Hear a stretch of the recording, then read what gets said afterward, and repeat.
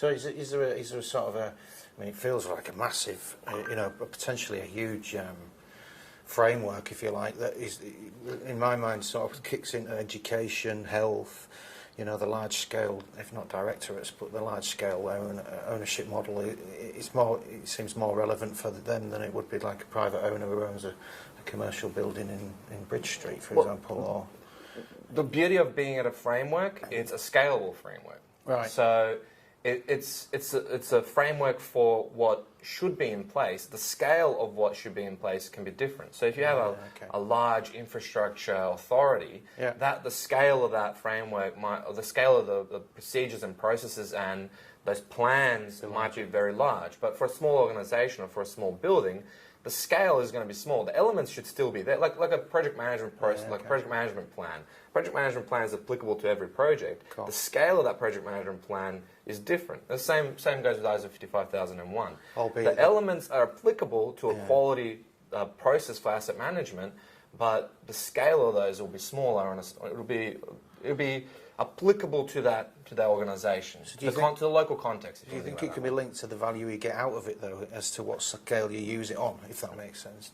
What the framework does is it says, in base layman's terms, and the simplest way I can put it is, the decisions we're going to make on our assets, either to buy assets, build new assets, how we maintain those assets, to what level we maintain them, is going to be to the level that the business needs it to be to deliver the objectives of the business. So the leadership says, this is what we want to do as a business. The objectives are, we want to build new, we want to be a world-class building, and we want to get world-class research in this building. So what does that mean to the asset? So the asset management objective might say, okay, we need to provide spaces with this air conditioning standard, with this exhaust fumigation standard, whatever it is. Yep. So what are the assets? What do they need to provide as the assets, the fixed asset even, in order to meet that objective? So correct. It's about line of sight. So business wants to do this. This is what we want to do with our assets to meet that objective.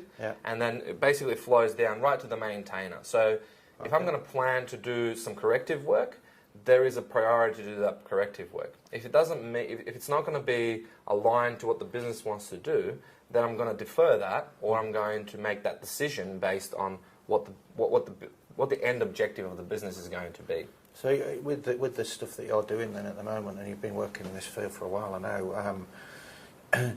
Are you finding a good uptake on this approach, or is it a sort of, I think you've said it before, where it's coming from within the leadership and how they want to.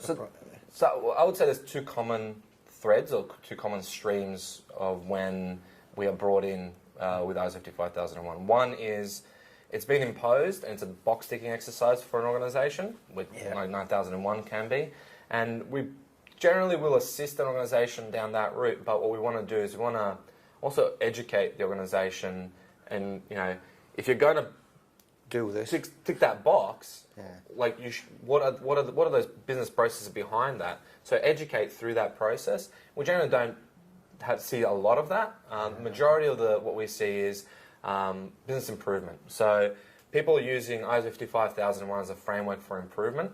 So let's say there's a new CEO or a new CFO come in, and they want to understand the landscape in their organisation. So then they say, okay, how can I best understand if the decisions that are being made and the way we're managing our assets is providing the maximum value to this organisation? Best strategy. So then what we do is we go in, we work with the team, we do an assessment against the framework. We have workshops with the leadership team, with the maintenance delivery team, with the projects team, the business planning team. So we try to understand the asset management landscape within that framework. And we use tools like the SAM Plus tools from IAM, which gives us a standardized maturity assessment, if you want to think about it that way. Okay. We use the maturity framework, but we also develop that assessment using our own experience and all the other standards and information that we have to build up a question set against the requirements to be able to extract And the get a information and the maturity of the organisation, where they sit within that asset management framework. So ideally what we're trying to understand is what are the weaknesses and what are the strengths in the organisation, and are they providing best value to the organisation when they're managing their assets and when making decisions for the assets. Cool. I think, look, you've explained really well, I think, the need for it and how what it is. I think what we could do is we should do another session on the challenges around that and in some ways keep this to because it's obviously a big subject. So look, can we just hold there? Yep. And let's come back with another one around what are the things that you're finding are a struggle, because it feels like you've got a tick box exercise, but there's a real education and taking people on a transition change, which is a bigger part, I would have thought. Yep. So thanks for your time. Well, thank you. Appreciate it. Thank you.